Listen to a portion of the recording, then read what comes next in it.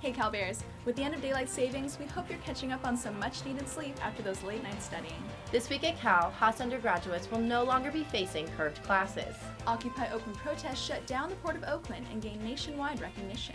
And strong Berkeley winds leave 2,000 residents without power.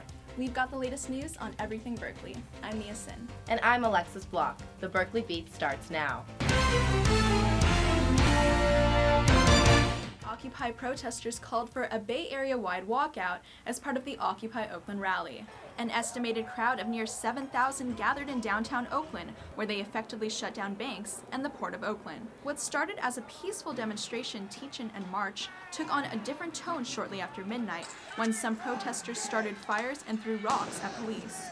400 law enforcement officers were present at the scene, and 80 total arrests were made. I want to have a conversation about the economic injustice that is occurring in this country. By being here, by being in the streets, that's what's propelling the conversation. Oakland continues to make national headlines as one of the largest and most volatile Occupy movements in the country. This past Sunday, a protest was held at the Lake Merritt Trader Joe's in Oakland as part of the Immokalee Coalition's campaign for fair food. The Berkeley Beat's Ashley Morgan was at the event.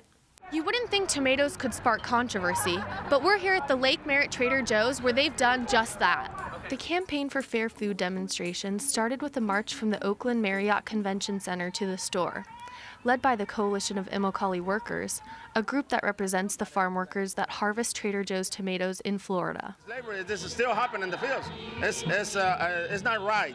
We are human beings. The coalition claims that Trader Joe's has not cooperated with their calls for higher wages and adherence to the Farm Worker Design Code of Conduct. We really care about the farmers, and they do so much for us, and we want them to have their rights that they deserve. The Lake Merritt manager could not comment on the issue, but Trader Joe's headquarters has issued a public response saying they are in the process of negotiating these terms with their 5 independent tomato distributors in Florida. In Lake Merritt for Cal TV, I'm Ashley Morgan. Thank you, Ashley.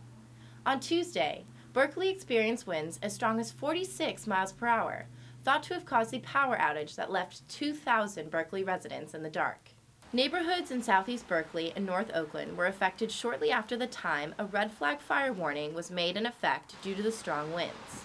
The outage occurred around 10 p.m. and was not restored until well past midnight.